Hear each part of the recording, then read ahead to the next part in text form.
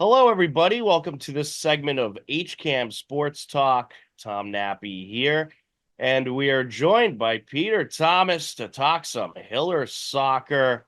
Peter, how are you today? Doing great, Tom. I mean, look, I'm still riding high with these girls. You remember I made a prediction at the beginning, our very first segment. I said they're gonna win the TVL, and so far I'm feeling very good about my prediction. Well, you should. They're the only undefeated team left in the TVL, and they are now, what is it, 8-0.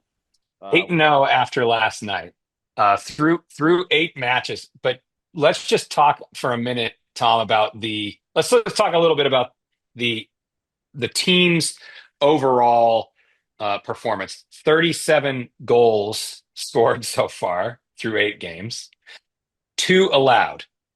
And neither of those goals was from the run of play. They were two set pieces and two, candidly, world class shots. That one of them you called. It was an amazing shot from was it Medway? I think that gal had it from 25 yards out, and then yep. another very similar one at Ashland. But 37-4 and two allowed through 8 games, Tom. That's pretty impressive. Yeah, it's very impressive. Um, I mean, just the fact that they've had, what is it, two straight games allowing one shot, Yeah. or that was going into or it was two shots against Medway, one against Millis.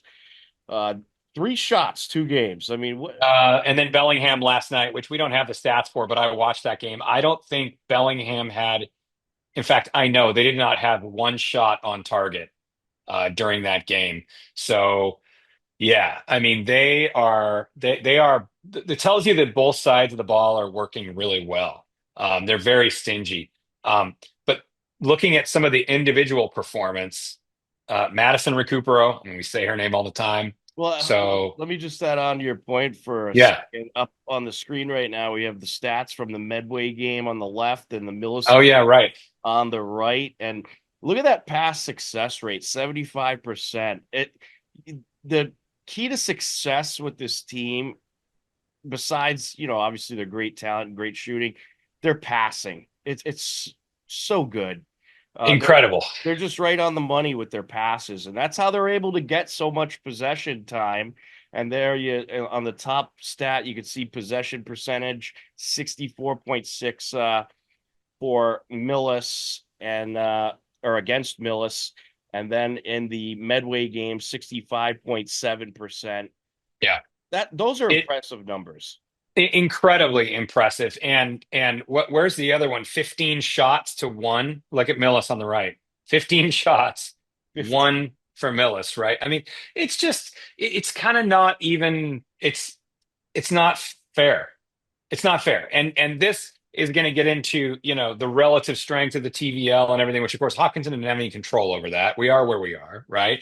Yep. But I mean, you're right. Like if you possess the ball in the way we do, if you pass the ball with the level of efficiency that we do, um, it's we always talk about this Skiba's mantra. If they don't have the ball, they can't score, right? Right. I mean, that's keep the ball away from the other team. So if you look at the way the girls warm up, it's always monkey in the middle and drills that encourage short passes and maintaining possession of the ball the entire time. So yeah, 100%. Um, some of the individuals though, Tom, we Yes. talk about Madison Recupero. I mean, really, we know the offense rolls through her through 8 matches. So that's including last night. I was there. I counted 2 goals. She might have had three, but I'll just say two. She's got 13 on the season. I know it says 11 there, but that's because that's up to the Millis game and 7 assists. 13 and 7. I mean, Riley Colleran, the freshman, 5 goals on the season. Look at Nina TV, 7 assists on the season. So the offensive machine runs through the combination of Maddie and Nina TZ in the middle. 14 assists between them. I mean, Oh, it's unbelievable. It's unbelievable.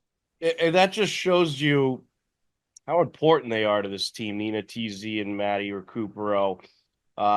I mean, in Maddie's case, she's not only setting up many scoring chances, Yeah, many shots, and many goals, but she's also scoring many herself. And Nina TZ, I mean, she's kind of the core of that offense, and you know, the one who's going to move the ball around and allow her teammates up front to get open. And she's able to find them in that attack zone, and they capitalize. 100%. Look at the shots on target percentage, that last column on the right. And I mean, I know that there are some that have, like Natalie Prisco has a higher percentage, but that's because she's taken far fewer shots. Look at the number of shots Maddie's taken. So 67% of her shots are on target.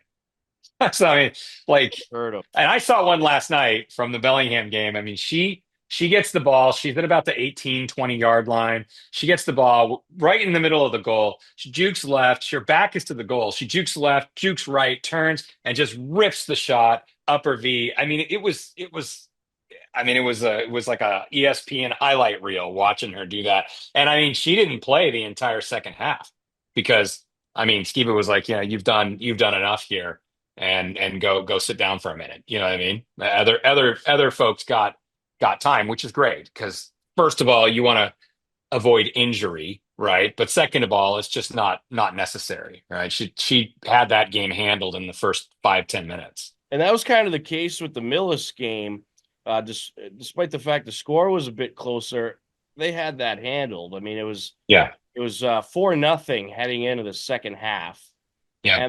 and they ended up adding one in the second half. But it was mainly those middle of the pack players, the backups. They got a whole lot of playing time. You didn't really see the starters in the second half of that game, and Hmm. it's great because it gives everyone great experience, and also it rests the top players you got, so they're ready to go each and every game. They're not tired out. No one on the roster, I don't think, is really going to get tired out with the way that Coach Skeeb has been balancing the playing time. He's getting everybody in there, and they're all getting some good minutes. Yep, they really are. Um, when I look at the the upcoming schedule, though, I don't know if you have that out, but I know Algonquin comes up. Now, Algonquin usually is a very difficult team. I mean, they really are. They're a pretty strong team. They've given the girls fits. I remember, I think they didn't last year lose to them, but they did the year before. And even though it looked like on paper we were a better team, but coming into this game, they're 0-4 right now. Yeah. So I don't know. Well, I don't know what's going on with that program. Let me just say that. But usually they present a much tougher side. Then we go on to see Norton, who's got a 2-3 record, so probably not going to be a huge challenge there. But on October 5th, the fun begins. Brookline, 5-3-1. They're third in the Bay State League. That's a tougher stretch. And then it goes to Medfield, right? 7-2 Medfield, who are second in the TBL, only behind us, right? I mean, so there's a tougher stretch coming up for the girls. Yeah, There right. Brooklyn, Medfield, Dover, Sherborne, they're 3-1-2 right now. That's Coach Everin Gundez. They're always a very strong side. Dover Sherborne is. They're a very well coached team. Now that game's at home, so that helps us. But that's going to be a good one. But if you look at the rest of the schedule after that, Tom, it's 5 games in a row. Well, Norwood, I'm assuming we're going to handle them, but we've already handled the other teams. It's almost like they're sliding in, you know what I mean? To Yep. the home plate on that. Yeah, absolutely. They've gotten through a good amount of tough opponents already, and uh, I mean they own the TVL right now. Yeah. That's the Yeah. thing. And, you got to play those league opponents, and I'm I don't not every game's going to be a cakewalk for them for sure. I mean, Medfield is a very tough program. That game is definitely going to be one of their toughest games. I think maybe the toughest one they've got. Yeah, I think so. Yeah, and Norton, Dover, Sherborne kind of on the uprise a little bit. Holliston, Westwood, Ashland, all competitive. So, Well, you don't know what Holliston could do. I mean, they're always a good program, and then we just took them apart in a couple of weeks ago, right? They started strong, and then we just took them apart. But who knows? I mean, they could, that could be a good game. But Tom, the power rankings, man. The power rankings came out last night. When you saw those, Hopkinton's ranked 17. What did you think? What was your gut reaction when you saw that? Well, actually, I didn't realize they were coming out today until you showed me them, and I am in agreement with how you felt when you showed me them. That that doesn't make much sense, does it? How can That they be the 17th best team in the state with an 8-0 record? How can that be? Yeah, and you look at some of the teams above them, and there you go on the screen now. You got a team right above them at 3-4-2, and this is one of the complaint. It's ridiculous. Come on. Come on. And I'll tell you, I love the MIA state tournament. I think it's much better than the old school sectional system. I like this format better, but they use some kind of mathematical equation, and you could actually read about it on the MIAA site. It's overly complicated, but a lot of it has to do with what your opponent rating is. So if you're playing someone in your division, that's a good thing. They're going to be a similar rating to you. If you're playing up, that's even better. So if you're a division, well, actually, Hopkinson's Division One. So the problem Yeah. is they really Yeah. can't Where, play where are up. we going to go? We can't go. There's no Division Zero. Right. uh, and there's teams in Division One that are substantially bigger schools than Hopkinton, which that could be debated. I mean, it's interesting how Hopkinton is Division Two in some girls' sports, but in others they're Yeah. Division One. Yeah. Yeah. Softball, I believe, just moved back to Division Two, but in soccer they stay in D1. Not sure why. We'll have to ask the MIAA about that one. But that's the problem with Division One and being Hopkinton is because you're in a league that is mostly Division Two and Three teams, and this is where Hopkinton's getting hurt in these ratings is because there's only I think two teams in the TVL that are D1, that Yeah. being Hopkinton and I think Westwood.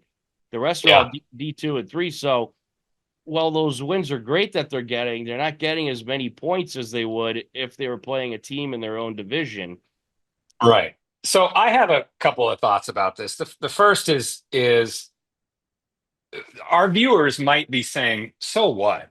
I mean, that would be a logical. You look at this and go, "Okay, great." So somebody thinks they're 17th ranked. Who cares? This actually does matter though for a couple of reasons. First of all, it talks about tournament seeding and stuff like that. I mean, there's implications for the state tournament, right? But beyond that, there are some.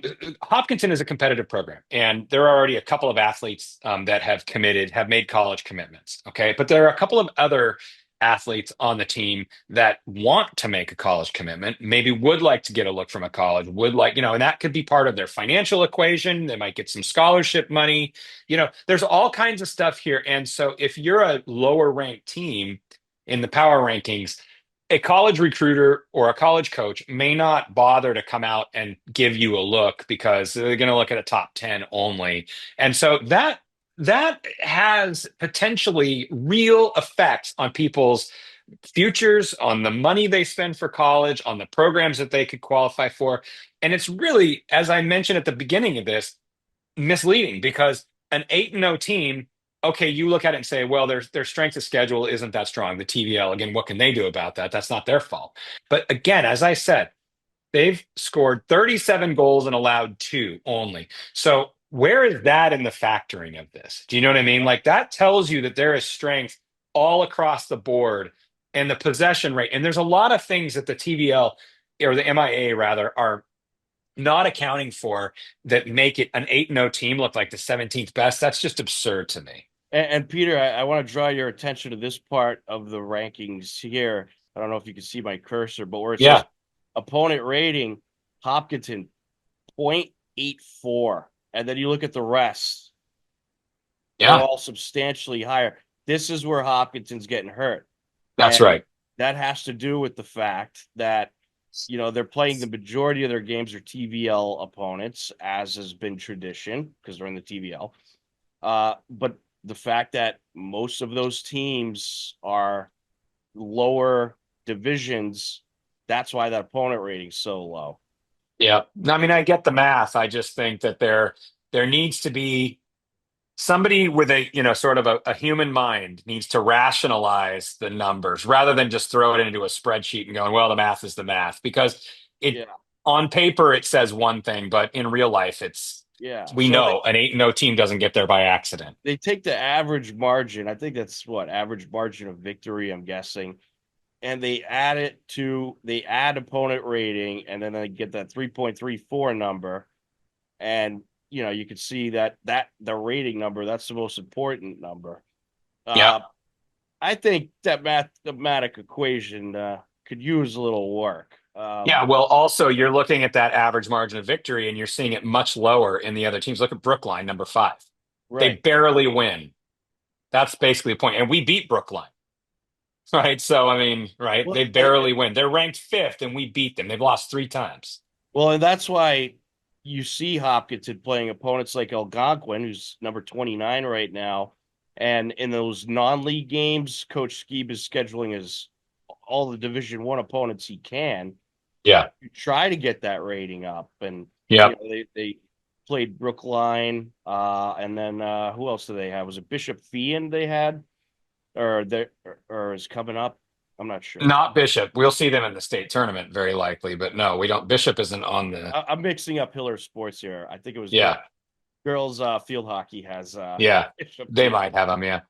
But But here's the that's thing. why they go If ahead. this, if this power ranking lulls some of our opponents into complacency, when it comes time for the state tournament, I guess I don't have a problem with it because they're going to run into a buzzsaw.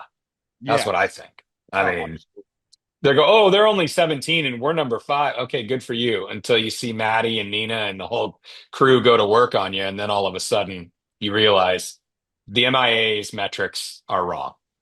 They're just, yeah. I they're mean, not right. one of the flaws could be because in addition to these top 32 teams, it's also all teams that are 500 and above make it. So Mhm. you could end up having one of those preliminary round games while the top 4 or 5 seeds don't. So you might have to play an extra game. So that Right.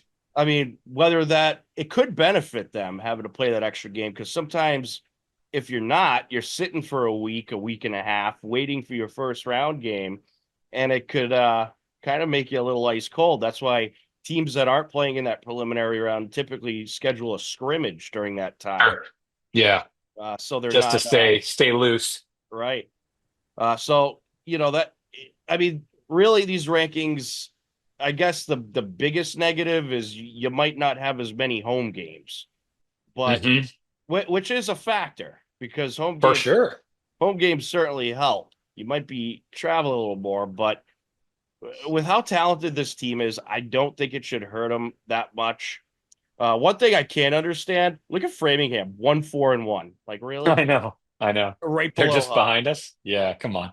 I know. It's you could just see the absurdity of it when you see this. You're like, there must be a calculation error. Um, I think to your point about traveling, I really don't think where it matters where we play. I will say this though, I have not seen this team tested on any surface except for field turf. So if they were to encounter a team that had a natural grass field, we know the ball is going to move slower on a natural grass surface. It might be a little bit longer, or whatever. It's more variable. There's undulating surface. I don't know how they handle that particular scenario because this is a team that is engineered for an up tempo, quick passes, short, quick passes. And on a natural surface, that just dies out. Now, I think all the tournament games will be on an artificial surface, right? But Well, the good that's news the is thing. most teams have an artificial. Yeah, that's right. That's right. Uh, But I'm thinking back to, I think it was Millis last year where we played at Millis. And that game we just squeaked by with Alex Clark had a 45-yard shot. She was clearing it from the defense from the center circle, and she had a 45-yard shot on goal that went in, and we won the game 1-0. But that was the only way we won that game because the game was so slow. Our team was so quick, and we couldn't figure out how to connect. All the passes were dying in the field and stuff. So I'm just saying, like, that's the only thing we haven't seen this year is how well they do. But I think, to your Hopefully point, we I don't won't know that have they're going to to. see that. Algonquin might. It's under the lights, I think, but Algonquin has a natural field. Yeah, no, So well, I don't actually, know. I believe it was last year they installed a turf field. Okay, so maybe I'm that's what I'm fairly remembering certain. back from 2 years ago. Yeah, because Hiller football actually met up with Algonquin last year, and they played at Westboro High School because Algonquin's field was under construction. I There believe you go. they were installing turf, so Okay. that's a good thing. I mean, the MIAA is heavily encouraging, and a lot of these safety organizations encouraging schools to get turf Yep. because they see it as safer. And I guess there's arguments against that case too, but um, I like the fact that most schools have turf and you don't have to go back and forth. I mean, as kind of an old school guy, I do miss the grass a little bit sometimes. Uh, I certainly don't miss when Hopkinton played on their grass field because that field wasn't so nice. But Yeah. and not that they don't do a great job at taking care of it, they do, but the just where it was located, those woods all around, very buggy area, the Hmm. sun glaring right there. So it's a much nicer situation that they have now over at the turf field. And I'd be curious to know. I mean, they say it's safer. They say there's less injuries, and there probably is. They're probably right because it's a flatter surface, and you're going to have less divots like you used to have on some of these grass surfaces. I mean, I do remember seeing injuries on that old grass field where somebody would step into a little divot and twist their ankle. It was, Yeah. Sure. especially in soccer, it's relatively Yep. common. So that's why I think a lot of these schools are being encouraged to go to turf, and a lot of them do have it now, which is great. But yeah, I mean that'll be interesting. As far as I can tell, they don't have any opponents coming up that they will have to play on a grass surface, but it's something to keep an eye on. And if you get into the playoffs and you have a team on grass surface, that could be a situation. Indeed. Now, Indeed. I do believe the Hillers like they will move up in the standings a little bit, especially if let's say they win out, that number is going to get a little higher. But again, they're playing a lot of teams in D2, D3, so I don't know if Well, you're if going they to see knock them. off Brookline, Brookline's fifth. If they knock off Brookline, they have to push them up, right? That will push that. That'll give them a huge boost, and I'll Yeah. tell you that makes that game really important Yeah. if Yeah. they Absolutely. high playoff seed. All right, Peter. Before we move to boys soccer, any other notes you want to get out about the girls team? I mean, I'm kind of just like, okay, yeah, I kind of know what to expect. I'm waiting for a good game. I mean, I don't want it to be too good. I mean, but I mean, like, you know what I mean? I'm waiting for that Medfield game, really, right? Or the Brookline game, because you know what I mean? I just Yeah. think that I want, as a fan, I want to see them really challenged and I want to see them rise up. I haven't seen that the last couple games. They've just been operating the way they know how to do it, you know? Right. Well, I mean, hey, So the schedule's out of their control. Certainly nothing they could do. for sure. Yeah. So, That but Medfield I stand game, by my prediction. If that's what you're asking, I stand by my prediction. They will win the TVL. What I didn't say is they'll sweep the TVL, but I think it kind of looks like they have a good shot to do that. Let me just put it that way. yeah, absolutely. They're in good shape right now, and they've got a couple of good games coming up down the stretch. The Medfield game certainly one to keep an eye on, and that Brookline game is going to be Yeah. huge. And Yep. also they have Algonquin as well, a weekend road game. So there's a couple games there. And Algonquin, if they beat, I mean, Medfield, unfortunately, is a division below still. That game will just put you all that much closer to clinching the TVL title and certainly be a very good confidence booster considering Medfield's a great team. But that Brookline and that Algonquin game, those are crucial. So hopefully the Hillers could pull those off. Well, then my question for you, though, since you know about this stuff, mathematically, what record would the girls have to have known that they would have clinched at that point?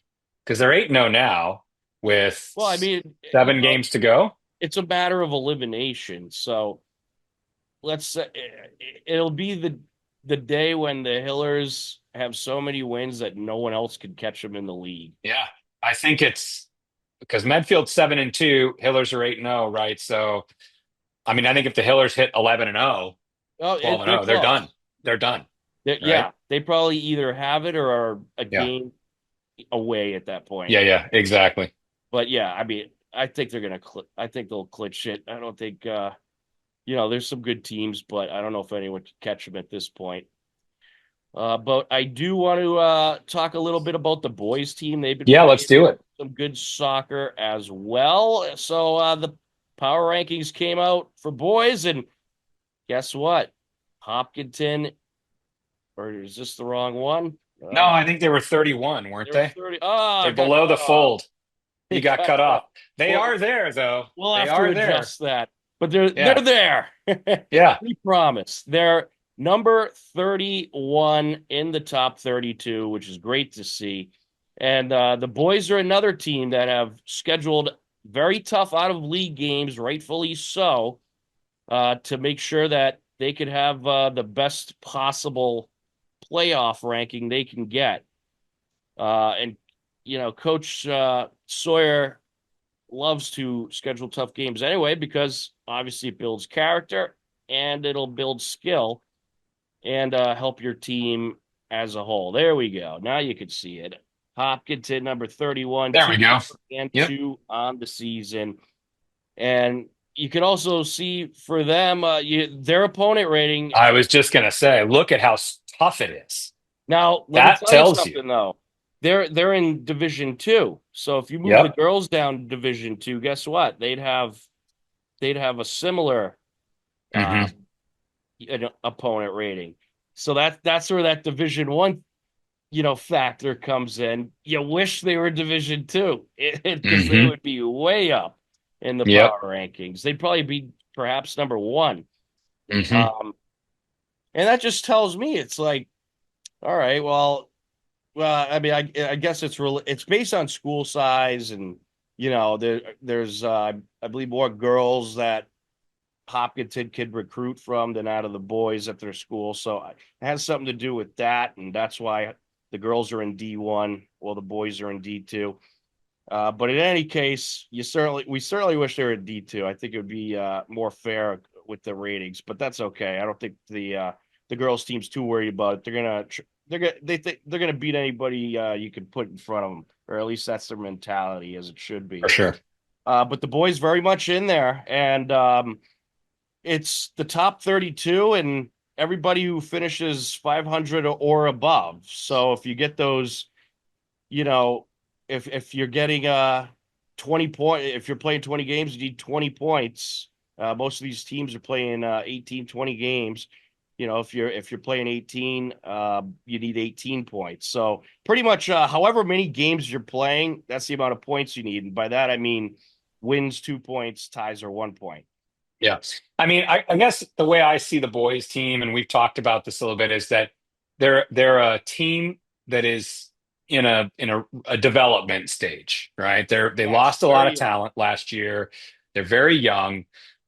So if I'm coaching them, I'm telling them, look, guys, 2-4-2, that two ties tells me those were competitive games. We were in it. The ball, it just didn't break our way. Okay. So I can look at that like a bit like a win when I know that I've got a developing team. So in that case, I'm 4-4, like if the way I think about it, you know what I mean? Like a tie is a win against some of these teams, especially when you have a schedule that is as difficult as they have. Um, right. and and I will say this just on scheduling, Bellingham, and not to go back to belabor the point, but boy, did they have a really rough day yesterday because the boys beat Bellingham 4-0 and the girls beat them 5-0. So, this was a kick on Bellingham kind of day, unfortunately for the Hawks, but like it goes to show that like, Bellingham may not have the strongest squad, but the thing is that the Hillers took care of business when they needed to. You know Well, what I mean? And that's what it's all about. I want to show you something about what this boys team is capable of. If you look at these ratings, these are the boys Division Two ratings. You see Hopkinton at 31. Look who's number 6. Right. Yep. Westwood, 4-1 Exactly. and 3. Yep. Now, I want to show you what the boys did against Westwood. You look over here, look at that. 0-0 I'm still. tie Well, on the hold on. road. We're still seeing the other graphic. We're still seeing the power rankings. All right. We'll fix that right now. But if you look at what they did against Westwood, can you see Right. now? Look at Yep. that. There you go. Played into a tie Zero right there on zero the road. tie. Yep. So this team is capable.